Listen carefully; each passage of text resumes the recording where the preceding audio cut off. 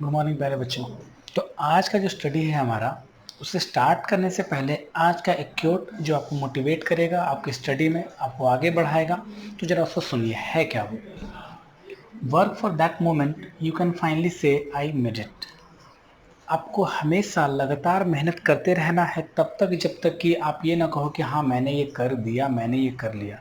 मतलब सिंपल ये है कि आपको सक्सेस तो पाना है, सफलताएं तो आपको पानी है, बट सफलता जो पानी है तो उसके लिए कंटिन्यूअस वर्क चाहिए, एक कंटिन्यूटी के साथ। कई बार ऐसा भी होता है जैसे बच्चे क्या होते हैं, मोटिवेट तो हो जाते हैं किसी के कहने पे, किसी के सुनने से, या शायद किसी के डांट लगाने पे कि मुझे अब स्टडी तो करनी है और लगातार करती रहनी है। बट कुछ समय के बाद उनकी जो एनर्जी होती है वो डाउन हो जाती है और फिर वो, तो मैं आपको बोलता हूँ हमेशा मोटिवेट रहिए। इसलिए मैं जब भी वीडियो स्टार्ट करता हूँ तो एक मोटिवेशन कोट आपके लिए ज़रूर से लिखता हूँ। मोटिवेट रहिए लगातार और बने रहिए अपनी स्टडी में, क्योंकि पता है जो तुम आज एक ईंट जोड़ रहे हो ना, वो दीवार के रूप में बहुत बड़ी सफलता खड़ा कर देगा और तुम्हें उस पर गर्व होगा। ठीक है, तो हर दिन कुछ ना कुछ अपने बेसिक लाइफ में ऐसा चीज़ जोड़ते रहो जो तुम्हारे पूरे करियर को बहुत बेहतरीन और बहुत ऊंचाइयों तक लेके जाए।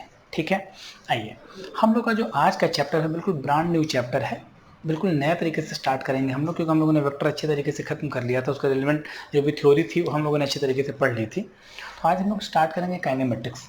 काइनेमेटिक्स भी जो है वो मेनली दो कैटेगराइजेशन में बांटा गया है, एक होता है वन डायमेंशनल मोशन और एक होता है टू और थ्री डायमेंशनल मोशन।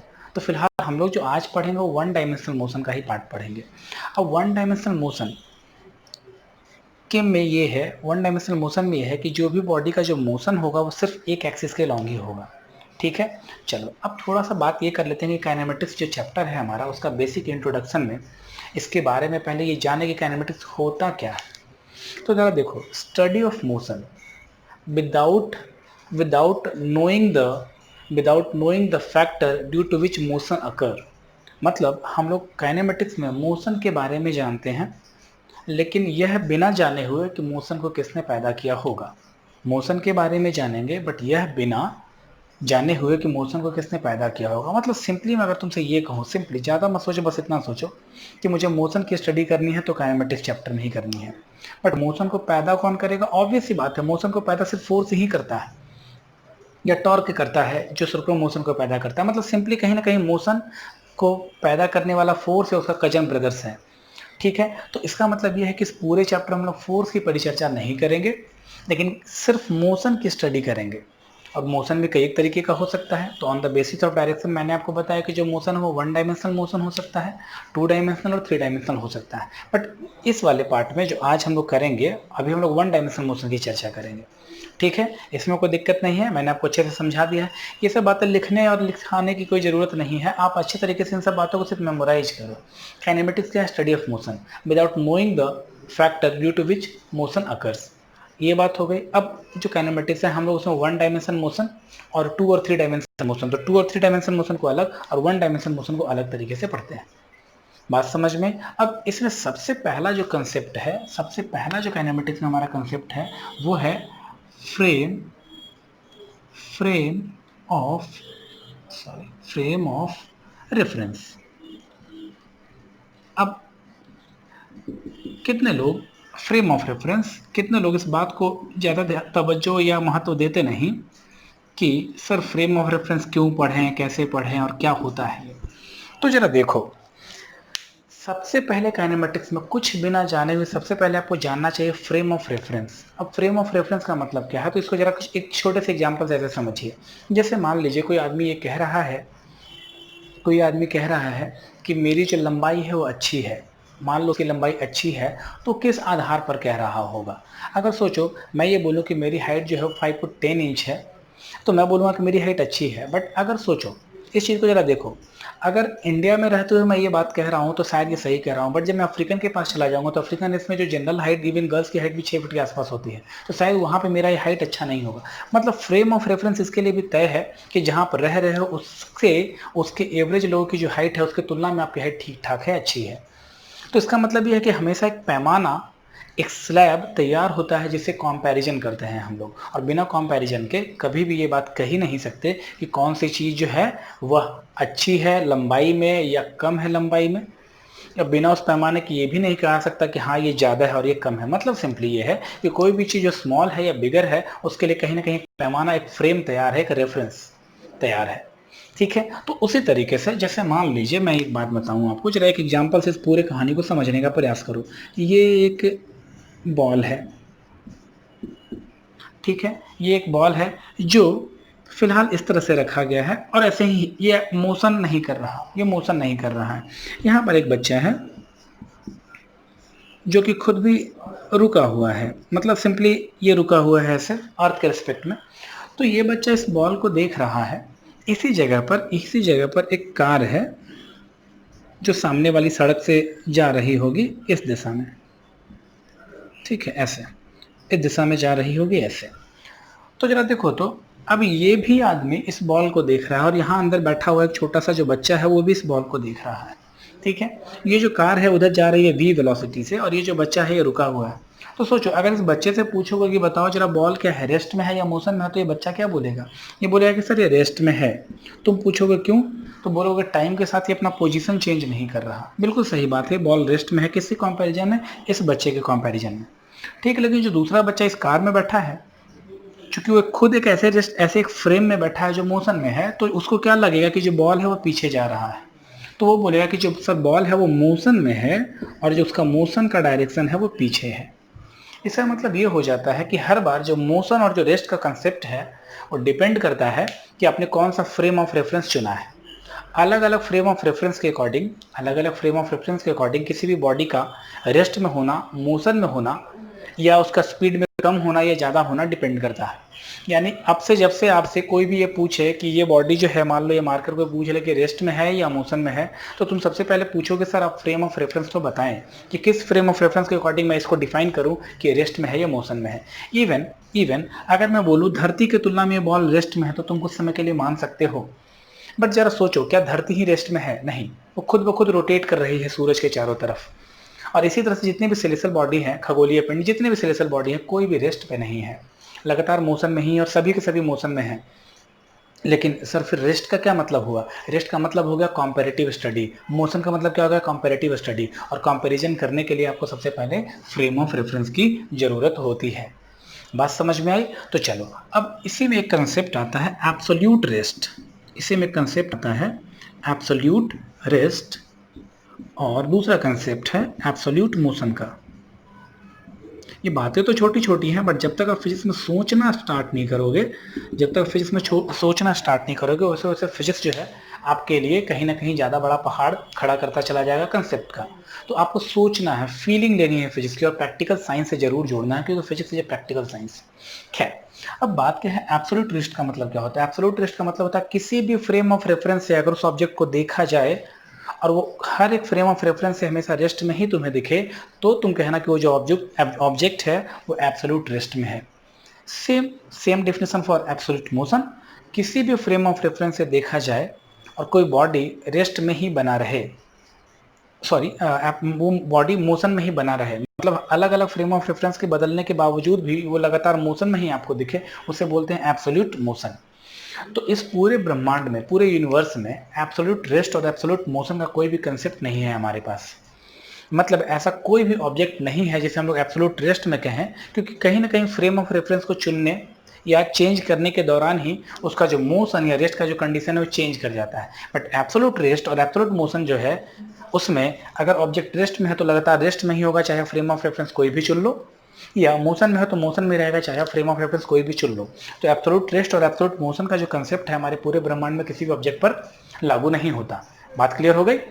अब से फिर से एक बात जो मैं आपसे दोहराना चाहूँ, फिर से जरा उस चीज़ को सुन लीजिए। जब भी कोई भी कभी भी आपसे एक, आप इसका नोट जरूर बना लें, जब भी कोई भी कभी भी आपसे एक बात ये कहे कि मुझे बताओ ये वाला जो बॉडी है वह 5 मीटर पर सेकंड से दौड़ रहा है, तो आपको कहीं ना कहीं इस बात को ध्यान में रखना चाहिए कि कोई फ्रेम ऑफ रेफरेंस तो चुना ही गया होगा। और अमूमन जब क्वेश्चन से पूछे जाते हैं और जब हम लोग आगे क्वेश्चन करेंगे भी, इस बात का हमेशा ध्यान रहे कि कहीं ना कहीं अर्थ को रेस्ट मानते हुए किसी और दूसरे बॉडी की मोशन को डिफाइन किया गया होगा। क्या मेरी बात क्लियर है? इसमें कोई दिक्कत? कोई भी कंफ्यूजन है? चलो, ये बात पूरे अच्छे तरीके से आप हमेशा ध्यान रखना कि बिना फ्रेम ऑफ रेफरेंस के मोशन और रेस्ट का कोई कंसेप्ट ही नहीं होता। इसका मतलब सबसे पहले फ्रेम ऑफ रेफरेंस होता है। जनरली हम लोग कोऑर्डिनेट एक्सेस को, ये हमारा एक्स एक्सिस है, ये वाई एक्सिस है और ये जेड एक्सिस है, इसे ही फ्रेम ऑफ रेफरेंस चुन लेते हैं। ठीक है, इसे ही फ्रेम ऑफ रेफरेंस चुन लेते हैं। अब चलो, अब चूंकि आप जब भी कोऑर्डिनेट एक्सेस को चुनते हो तो इस बात का हमेशा से ध्यान रखना कि हमेशा एक्स एक्सेस इधर ही दिखाया जाए, कोई ज़रूरी नहीं है। ये आर्बिट्री कंसेप्ट है, ये मनचाहा है।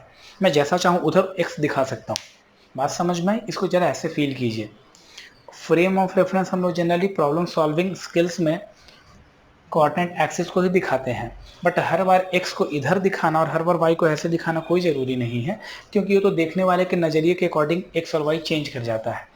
बात समझ में आई? जैसे मान लो ये x ब्लैक पेन और ये y है। अब मैंने इसको ऐसे रख दिया तो सोचो जरा, अब ये x हो जाएगा और ये y हो जाएगा, क्योंकि y वाला तो रेड वाला ही था और ये ब्लैक वाला तो x वाला ही था। क्या मेरी बात सबको समझ में आई आपको? जरा इस चीज़ को प्लीज़ कमेंट में बताना जरूर कि कैसा रहा सारा चीज़, क्योंकि तुम जैसा बताओगे उसके अकॉर्डिंग मैं कहीं ना कहीं एक्सप्लेनेशन अपना और बेहतर करूंगा तुम्हारे लिए। तो कहीं ना कहीं जो एक्स वाई और जेड जो मेरा frame of reference temporary question में बनाने के दौरान होता है वो आर्बिट्री कंसेप्ट है, उसके अकॉर्डिंग वो चेंज हो सकता है। पहली बात। दूसरी बात कि आपको क्वेश्चन के अकॉर्डिंग ही देखना चाहिए कि वो एक्स को किधर डिफाइन किया गया है और वाई को किधर डिफाइन किया गया है। ठीक है, चलिए अब इन जनरल बहुत सारे क्वेश्चन ऐसे होते होंगे जिसमें लिखा जाता है car is moving with 5 metre per second. तो यहाँ पर आपको ये नहीं लिख के देगा, यहाँ पर ये चीज़ आपको लिख के नहीं देगा respect to which frame of reference. तो उस केस में आपको ये समझ लेना है कि कहीं ना कहीं अर्थ ग्राउंड के रिस्पेक्ट में इसकी वेलोसिटी बताई जा रही होगी। बात समझ में आ रही है क्या? ये आपको कंफर्म अपने दिमाग में रखना है कि ये जो बात की जा रही है वो ग्राउंड के रिस्पेक्ट में ही की जा रही है। कुछ क्वेश्चंस आपको लगातार समझदारी के साथ सीखना पड़ेगा और कुछ क्वेश्चंस ऐसे होंगे जिसमें सारी चीज़ें क्लियर भी दी गई होंगी। कोई डाउट वाली बात नहीं है, बहुत आसान होता है, आप धीरे धीरे समय लगेगा जैसे जैसे सीखते चले जाओगे। ठीक है, ये वाली बात आपको बिल्कुल ध्यान में रखनी चाहिए और हम लोग इसमें थोड़ा सा और आगे बढ़ेंगे। अगर हम इन चीज़ों को बारी बारी से डिफाइन करना चाहें तो बिल्कुल ईजिली तरीके से किया भी जा सकता है इनको। जैसे सबसे पहला टॉपिक हमारे पास अगर फ्रेम ऑफ रेफरेंस हो तो इसे कैसे डिफाइन करेंगे? A frame with the help of that we can define the motion of any body. We can define the motion of any body is known as frame of reference. Frame of reference है क्या? दरअसल एक frame है जिसकी मदद से आप दूसरे किसी बॉडी का मोशन डिफाइन कर पाते हो। ठीक है, चलिए बात हो गई। अगला है रेस्ट। अगर रेस्ट की बात की जाए तो रेस्ट क्या है? If a body doesn't change its place with respect to time. अगर कोई बॉडी जो है वह अपने प्लेस को, स्थान को चेंज नहीं करता समय के साथ, तो हम लोग उसे क्या बोलेंगे? वो बॉडी रेस्ट में है। Then the body said to be in rest. Similarly for motion, if a body change its position respect to time then we can say the body is in motion. तो simply इन तीनों का difference कुछ इस तरह से होता है कि एक बार बच्चों को ये थोड़ी सी जिज्ञासा होती है जानने की कि सर रेस्ट का क्या मतलब है, मोशन का क्या मतलब है, तो सिंपली आप इसको बस ऐसे याद रख लो। ठीक है, बट ये कहीं पूछा नहीं जाएगा, बट हाँ जरूर ये है कि एग्जाम में नहीं पूछा जाएगा, बट ओरली कोई आपसे पूछ तो सकता ही है कि ये कैसे होता है और क्यों होता है और किस तरह से निकाला जा सकता है। ठीक है, मेरी बात क्लियर हो गई? एब्सोल्यूट रेस्ट इसको डिफाइन करना कि किसी भी फ्रेम से a body is in rest by any frame of reference तो उसे बोलेंगे then the body is said to be in absolute rest, जो कि कंसेप्ट है, सिर्फ ऐसा रियलिस्टिक कहीं पाया अभी तक तो नहीं गया। सिमिलरली फॉर एब्सोल्यूट मोशन, इसी तरह से आप इसको भी डिफाइन कर लेना। अब ये सारी बातें जो है बेसिक डिफिनेशन की हैं, बट हमें इससे आगे जाना है, हमें थोड़ा सा और अच्छे से समझना है इन सब चीज़ों को। ठीक है बात? अब चलो अगर बात करें हम लोग वन डायमेंशनल मोशन की, जनरली हम लोग अभी आज यही करने वाले हैं 1D मोशन की। किसकी बात करने वाले हैं? 1D मोशन की। 1D जनरली शॉर्ट में लिखते हैं, इसका मतलब होता है वन डायमेंशनल मोशन। तो जब भी कोई बॉडी जो है, जैसे मैं बोलूँ एक बॉल जो है वो एक्स एक्सिस की ओर रोल कर रहा है तो ऐसे जाएगा। तो इस तरह का जो मोशन है वो सिर्फ एक्स एक्सिस की तरफ है, इसलिए हम लोग बोलेंगे वन डायमेंशनल मोशन। बात समझ में आई? जैसे कोई बॉल को जब आप छोड़ देते हो तो ये निश्चित नीचे गिरने लगता है, तो इसमें सिर्फ एक एक्सिस ही इन्वॉल्व है, that's why it is called one dimensional motion. Clear है बात? अब अगर मान लो आप ये जानना चाहो कि सर 2 डायमेंशनल मोशन का क्या एग्जांपल होता है, तो जरा देखो, जैसे देखें आप ऐसे समझिए जरा। मान लीजिए आप क्रिकेट खेल रहे हो इस तरह से, ये है एक्स एक्सिस और ये है मान लो वाई एक्सिस, और बॉल ऐसे जंप करके और आपने ऐसे बैट से मार दिया और ये बॉल ऐसे जाने लगा। तो इस केस में जरा देखो तो बॉल जैसे जैसे और ऊपर जा रहा होगा या इवन नीचे भी आएगा तो लगातार वो x1, y1, x2 और सिमिलरली y2, और इसमें लगातार मोशन करते चला जा रहा है। तो यहाँ पर दो एक्सिस, मोशन के लिए दो एक्सिस का इन्वॉल्वमेंट है, इसलिए हम लोग बोलेंगे इसे 2 डायमेंशनल मोशन। बात समझ में? इसी तरह से एक 3 डायमेंशनल मोशन होता है। 3 डायमेंशनल मोशन में क्या होता है?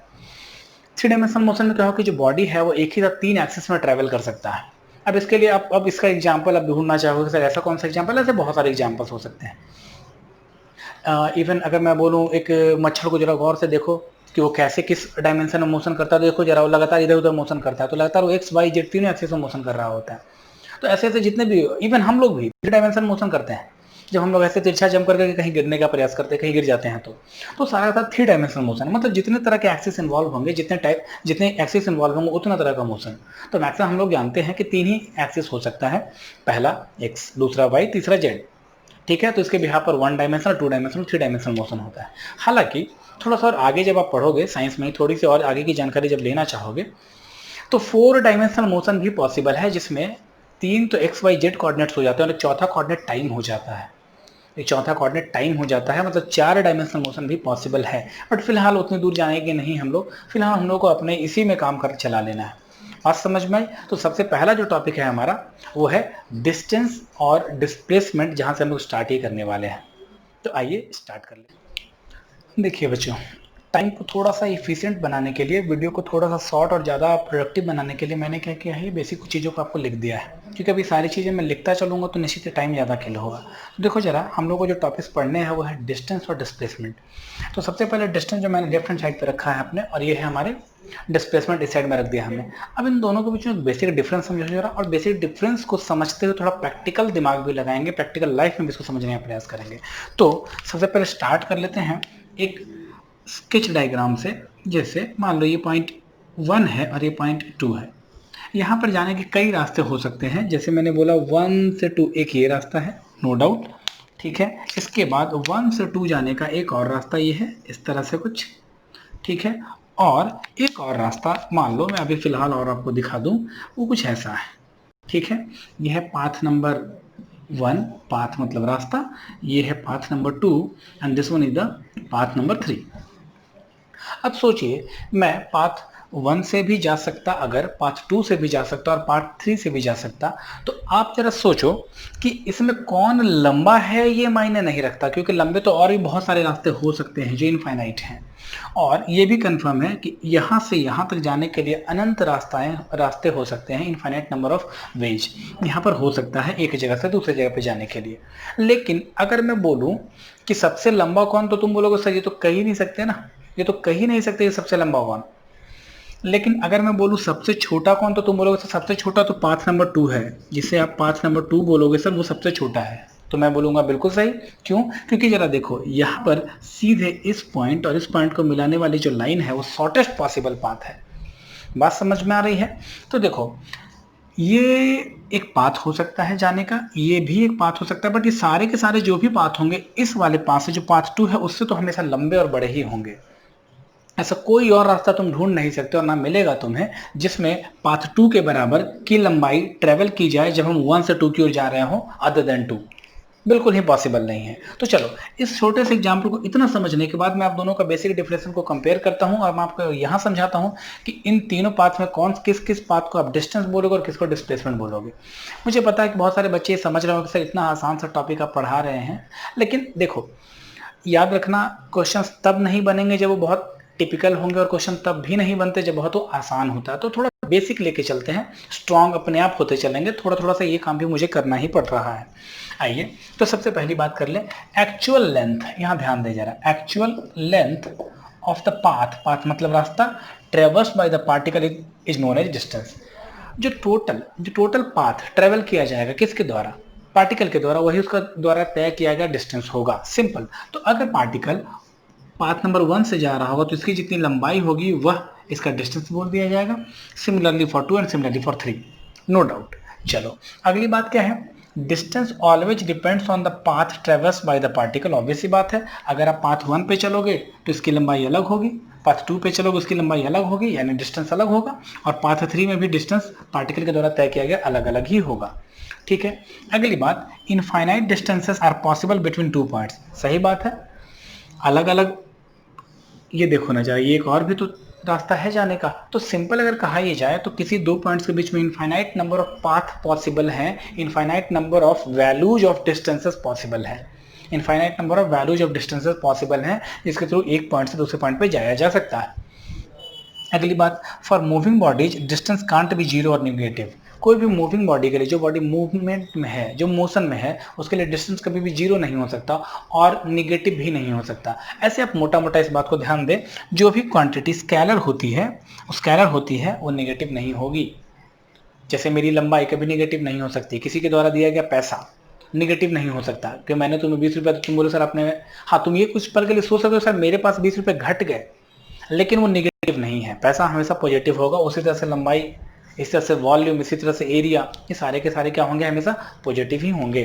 तो चलो, डिस्टेंस कभी भी निगेटिव नहीं हो सकता, जीरो भी नहीं हो सकता अगर मूविंग बॉडी है। तो यहाँ ध्यान रखना, ये मैं बात कर रहा हूँ मूविंग बॉडी की। कई बार बच्चे ये जिन छोटी छोटी बातों को ध्यान नहीं देते, फिजिक्स में अभी से ध्यान दो, हर छोटी और बारीक सी चीज़ों के बीच में कंसेप्ट छुपा है और क्वेश्चंस वहाँ से पूछे जा सकते हैं। तो मूविंग बॉडी के लिए अब आ जाओ, ये क्या है, displacement, shortest possible path, shortest distance between initial and final position of the particle, दोनों है डिस्प्लेसमेंट। तो जरा देखो तो बिल्कुल क्लियर है इस डेफिनेशन से कि यहाँ जो पाथ 2 है ये डिस्प्लेसमेंट को डिनोट कर रहा है, डिस्प्लेसमेंट को डिनोट कर रहा है। इसके अलावा पाथ 1 एंड 2 जो है वो डिस्टेंस को डिनोट कर रहा है। अगला क्वेश्चन यही सुनो, अगर मैं ये बोलूं कि अच्छा सर, तो ये अगर पाथ 2 जो है वो डिस्प्लेसमेंट को डिनोट कर रहा है, तो क्या मेरा ये कहना गलत हो जाएगा कि जो पाथ 2 है वो डिस्टेंस को भी डिनोट कर रहा है? मैं बोलूंगा बिल्कुल नहीं। Displacement is a very specialised case of distance. Displacement is a very specialised case of distance. हमेशा इस बात को ध्यान रखें, जो हमारा डिस्प्लेसमेंट है वो बिल्कुल एक स्पेशल केस है किसका, डिस्टेंस का। तो इसका मतलब जितने भी डिस्प्लेसमेंट है सारे के सारे डिस्टेंस हैं। बात समझ में आई? यह बात हमेशा ध्यान रखें। तो दरअसल ये भी डिस्टेंस है, ये भी डिस्टेंस और ये भी डिस्टेंस है, बट जो सबसे छोटा डिस्टेंस है ना, उसे हम लोगों ने डिस्प्लेसमेंट बोल रखा होता है।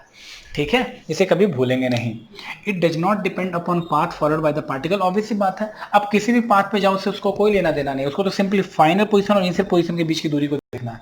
मतलब इस पाथ से इसको कोई लेना देना ही नहीं है। और तुम बोलोगे सर अगर मान लो मैं इस पाथ के लिए डिस्प्लेसमेंट ढूंढ देता तो मैं बोलूंगा किस पाथ के लिए, इन दोनों पॉइंट्स के लिए ये वाला पाथ कभी डिस्प्लेसमेंट देगा ही नहीं, दे भी नहीं सकता। तो हमेशा आपको इस बात का ध्यान रखना चाहिए। अगला, only single values is possible between 2 points for displacement. Obviously बात है, सिर्फ यही तो एक वैल्यू है। मान लो अगर इन दोनों के बीच की दूरी 2 मीटर है, तो हमें ये जो दोनों पॉइंट है, इसके अलावा जो भी कुछ और होगा वो डिस्टेंस हो सकता है, बट डिस्प्लेसमेंट नहीं होगा। सिर्फ सिंगल वैल्यू पॉसिबल है।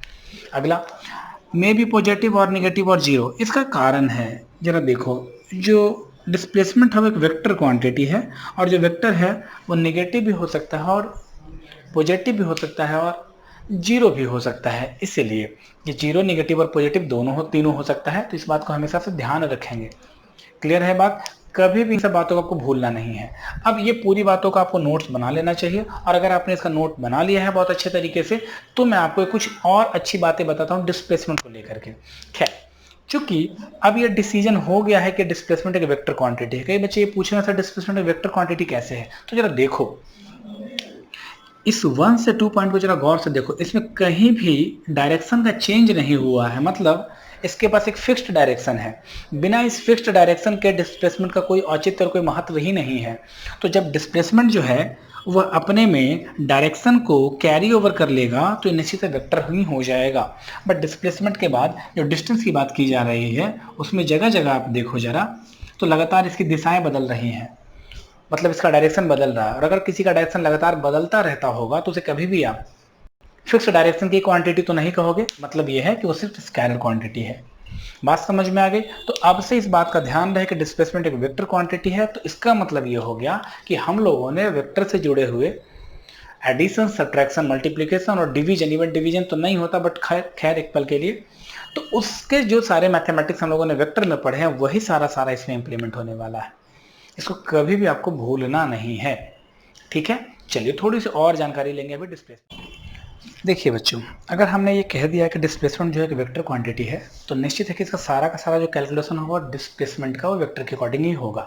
तो अगर अगर मैं ये बोल रहा हूँ, जरा इस चीज़ को थोड़ा सा समझ लीजिए, अगर मैं ये बोल रहा हूँ ये पॉइंट ए है और ये दूसरा पॉइंट बी है, तो मुझे ए से बी की ओर जाना है और शॉर्टेस्ट पॉसिबल पाथ यही होगा। तो अगर मैं बोल रहा हूँ ए बी वेक्टर, तो ए बी वेक्टर जो है, गौर से सुनेंगे, जो ए बी वेक्टर है इसका मतलब ये होता है we have to go from A to B, we have to go from A to position A to B. But अगर इसी जगह पे मैं ये लिख दूं बी ए, इसका मतलब होता है कि मुझे बी से ए की ओर जाना है, बी से ए की ओर जाना है, ऐसा।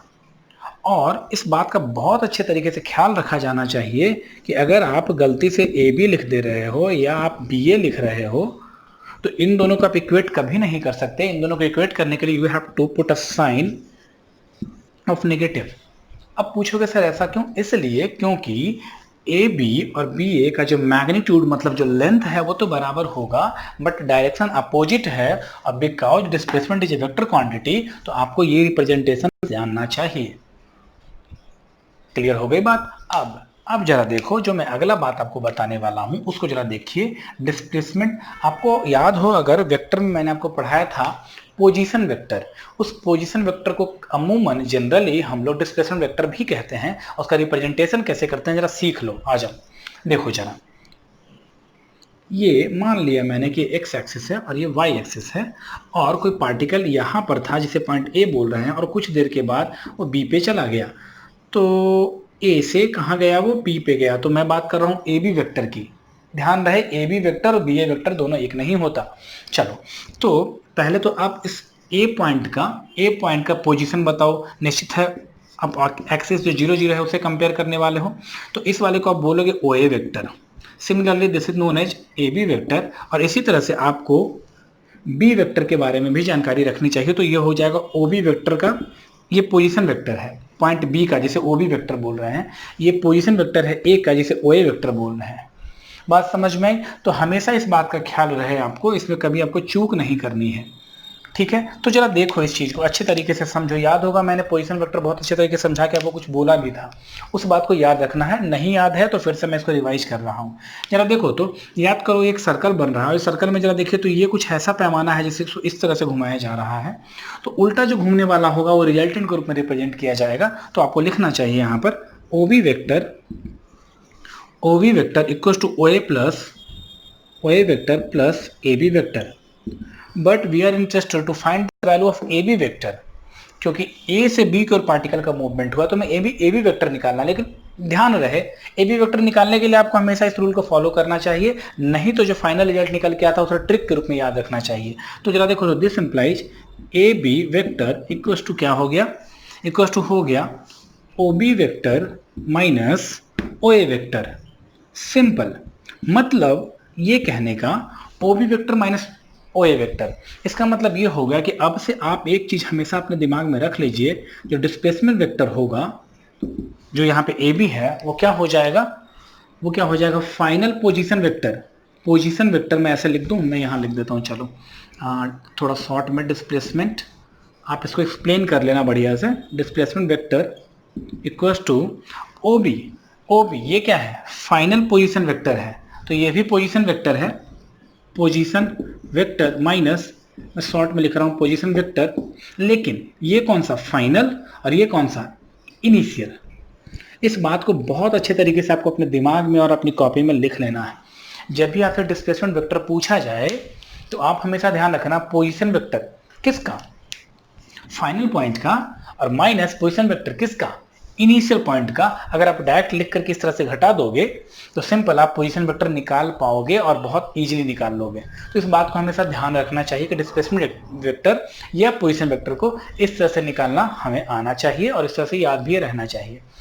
कोई दिक्कत नहीं। चलो अब एक बात, थोड़ा सा एक रिलेशन की चर्चा कर लेते हैं। डिस्टेंस और डिस्प्लेसमेंट के बीच का जो रिलेशन है वो क्या होता है? तो जरा देखिए, यहाँ गौर से देखेंगे। डिस्टेंस वो कभी भी निगेटिव तो होगा नहीं।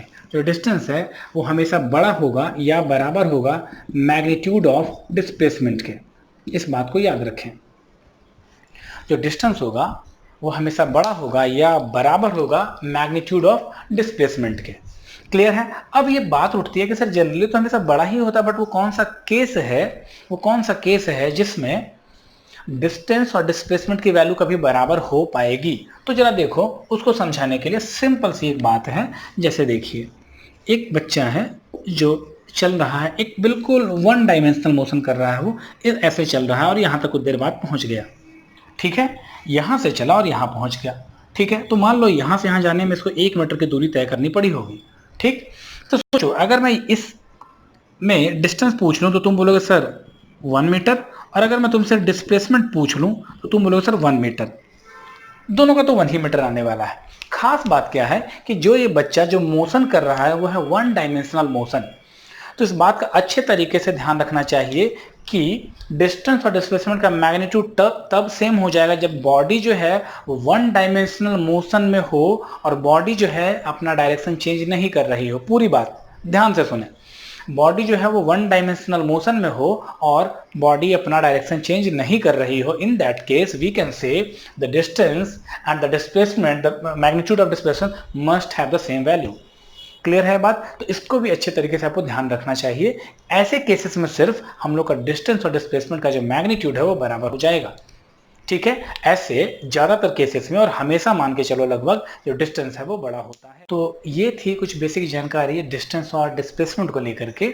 अब अगले वीडियो में हम लोग इस पे बेस्ड न्यूमेरिकल्स करेंगे जो कि काफ़ी अच्छे होने वाले हैं, लेकिन आपका बेसिक फंडा अच्छे से क्लियर होना चाहिए। और अगर ये क्लियर है तो मेरा प्रॉमिस है कि तुम्हें डिस्टेंस डिस्प्लेसमेंट से रिलेटेड कोई भी क्वेश्चन छूटेगा नहीं, उसमें प्रॉब्लम नहीं आएगी। और चूंकि ये आधार है, बेस है वेलोसिटी का और इवन एक्सेलरेशन का, तो उसमें भी दिक्कत नहीं आएगी अगर आपने इसको अच्छी तरीके से समझा है तो। चलिए अगली वीडियो में मिलते हैं, न्यूमेरिकल सेक्शन लेके आएंगे डिस्टेंस और डिस्प्लेसमेंट।